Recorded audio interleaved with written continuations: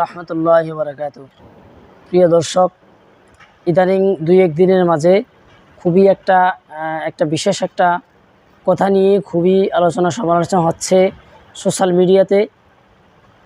সেক্ষেত্রে আমাদের এক কারা নির্যাতিত আলেম মুফতি আমির হামজা হাফিজাহুল্লাহ, তিনি বিভিন্ন সময়ে বিভিন্ন বক্তব্য দেন। আমার স্ক্রিনে যাকে দেখতে পাচ্ছেন এখন বর্তমানে, আমি স্ক্রিনটা ওপেন করছি।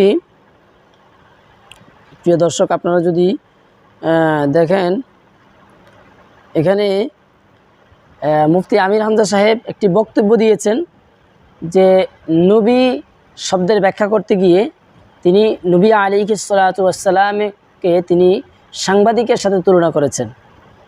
তো এই সাংবাদিকের সাথে তুলনা করার কারণে আপনারা এই বক্তব্যটি অনেকে দেখেছেন, আমি আবার দ্বিতীয়বার দেখাতে চাই না।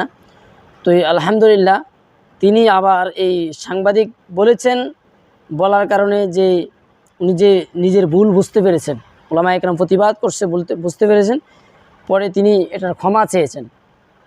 তিনি আল্লাহর কাছে যদি ক্ষমা চেয়ে থাকেন, ভুলবশত বলে থাকেন, আল্লাহর কাছে ক্ষমা চেয়ে থাকেন, তাহলে আল্লাহ তাআলা অবশ্যই তাকে মাফ করে দিবেন।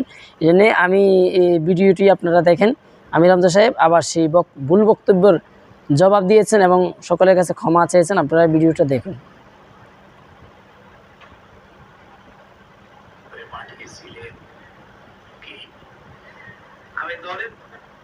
আমি কয়েকদিন আগে সাংবাদিক একটা মত বিনিময় অনুষ্ঠান ছিল, সাংবাদিকদের স্মরণে, ওনাদের সম্মানার্থে, ওনাদের দায়িত্ব কর্তব্য কি এটা কোরআন দিয়ে হাদিস দিয়ে আর বাস্তবতা দিয়ে বলতে গিয়ে একটা কথা আমার ওভাবে বলা ঠিক হয়নি।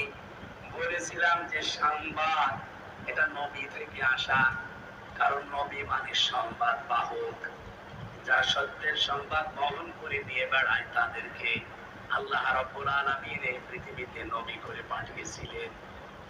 কি আমি দলিল দিয়েছিলাম সূরা কলমের 4 নম্বর আয়াত দিয়ে, ওয়া ইন্না লাকা লাআজরান গায়রা মামনুন। আচ্ছা প্রিয় দর্শক, আমি ভিডিওটা এখানে কেটে ফেললাম। এতটুকু শুনে আপনারা কি বুঝলেন? উনি নিজে নিজে অনুতপ্ত হইলেন, এভাবে বলা ঠিক হয়নি, উনি বলেছেন। কিন্তু ওনার পক্ষে সাফাই গাইতে গিয়ে ডক্টর আবুল কালাম আল আজাদ বাশার হাফিজাহুল্লাহ, তিনি একটা বক্তব্য দিয়েছেন যে তার মতবাদকে, তার দিলের চাহিদা, তার দলকে ভারী করার জন্য, তার মতবাদকে প্রতিষ্ঠা করার জন্য একটা বক্তব্য দিয়েছেন। সেই বক্তব্যতে সরাসরি এই তার ভুল বক্তব্যকে সাপোর্ট করেছেন।